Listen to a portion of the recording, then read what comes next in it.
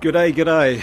Another random video. Just wanted to talk a bit more about addiction, where you might be at in your journey, what you want to do. Is there any significant changes you want to make in your life in any form of addiction? I've started to do a few videos. This is all just winging it, just to really give something back to the community. If someone stumbles upon this video and decides that, you know what, I need to make a change, I need to stop taking a substance, I need to stop something which is not serving me right anymore, causing me issues in my life. If this video or the series of videos I do can help any one person, then it's a massive win for me. So today, just wanted to cover something called the stages of change. You may have heard that. Stages of change, cycles of change. So when we talk about alcohol and drugs or addiction, addictive behavior, where are you? So we have something called pre-contemplation, contemplation, preparation, action, maintenance, and relapse. So you can Google it yourself. It's a really good model. Just gives you an idea of where you might sit.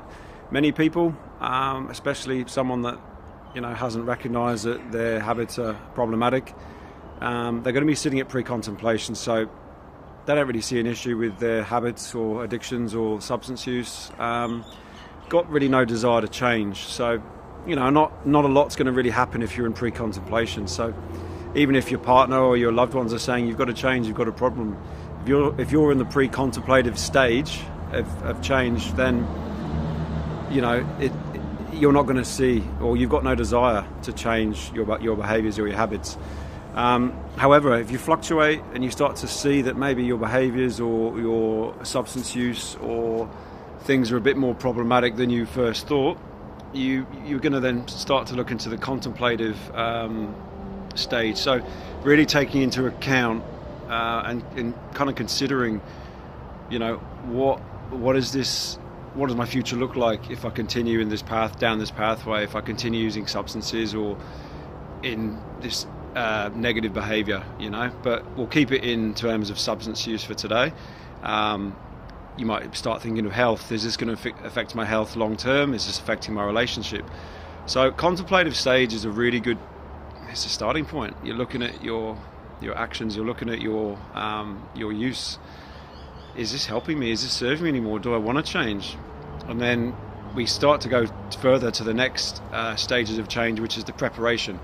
So now you've identified, look, I want to stop this shit. I can't do this anymore for myself, for my loved ones. I want to quit. Whatever I'm doing, I want to quit.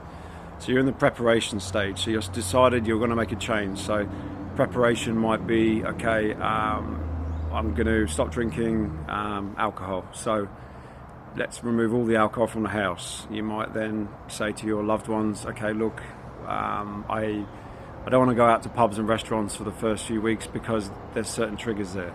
I will say that if you do drink alcohol or you take drugs every day and you're a heavy user, you must see a qualified physician prior to stopping immediately, because I'm not qualified to tell you what to do. I'm just talking about experience. If you are a daily user of substances, including alcohol, and you want to stop, you must speak to a GP or physician first, because there can be massive complications and dangers associated with stopping suddenly or going cold turkey.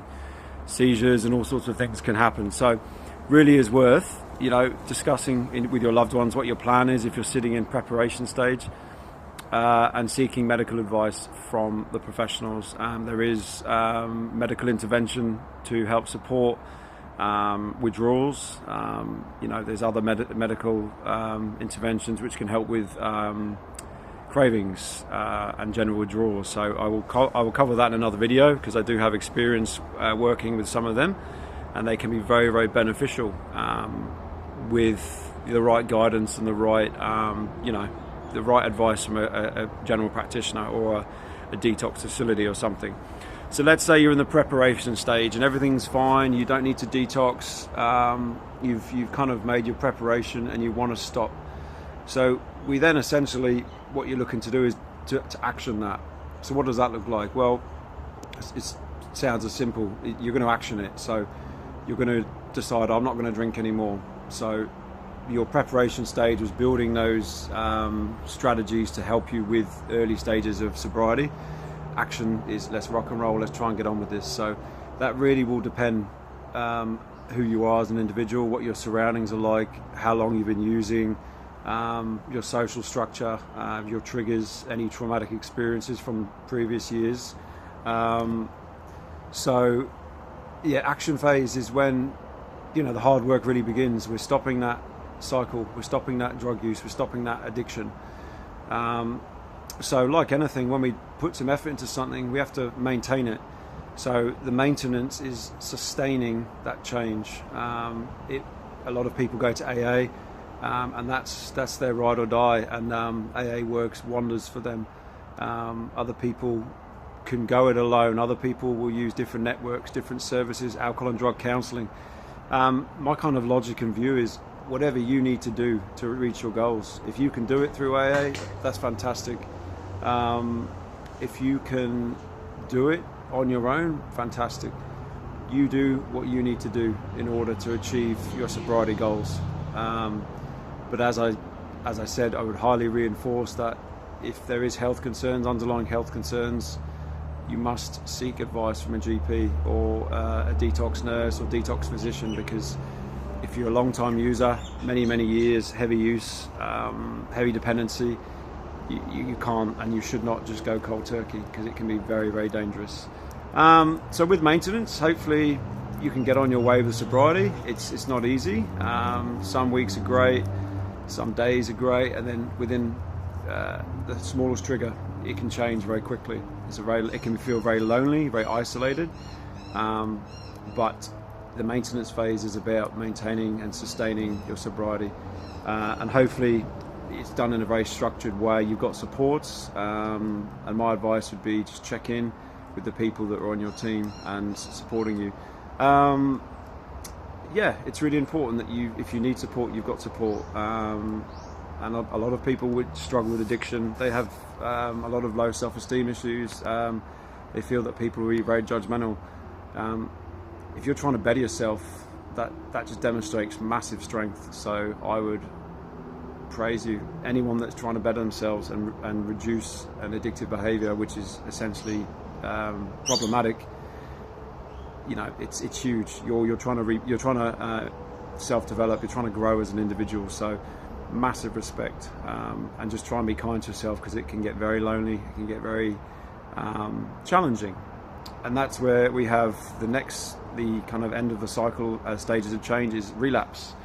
People have a lapse.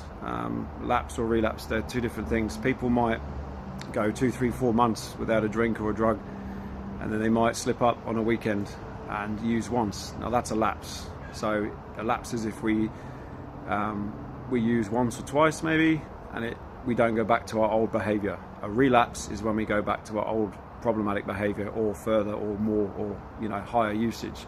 So very difference between a relapse and a lapse. If you have a lapse, you know, it is part of the process. It's really important not to try and beat yourself up. Be honest. Tell your loved ones, tell your doctor, tell your support network, tell your counsellor, tell whatever you've got in your support work that you've had a lapse. Doesn't mean all that hard work is gone by any means. It's very easy to say, fuck, I drunk last night, I drugged last night, oh well, I'm back to square one. No, you're not. You've had a lapse. There's a massive difference between a lapse and a relapse. So I've really basically described the stages of change in the kind of addiction model. I can happily go into different further topics. I want to do more of these videos. I'm just building that kind of confidence, seeing how the kind of reaction I get. I'm hopeful that, like I said, this can help one person on this planet, just to get that spark going, to stop or to realise or to seek support to stop their problematic behaviour and get healthier. Am I perfect? Fuck no. Am I still on my journey? Hell yeah, I am. But what I've found is, and what have become, is someone who wants to give something back. So on that note, I'm going to put out this video. I hope people see it, and I hope I've explained the stages of change, because you might wonder why 1 minute you're like, nah, I don't have a problem.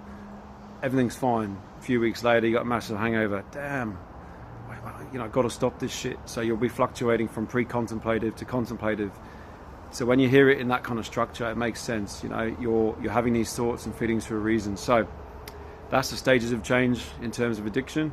Yeah, I wish you the best of luck. If you see this video and it helps, please give me feedback, ask questions. I want to do more of these and try and help people with recovery, whether it's drugs, alcohol, addiction, whatever.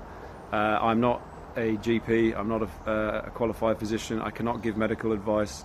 However, I have a lot of experience in alcohol and drug counselling and lived experience overall. So, peace. Take care of yourself, and I will do more videos. But you can do this. If you want to start, make a start today. Plan for a start tomorrow. Just make a start. Believe in yourself and believe that you can make change. Peace.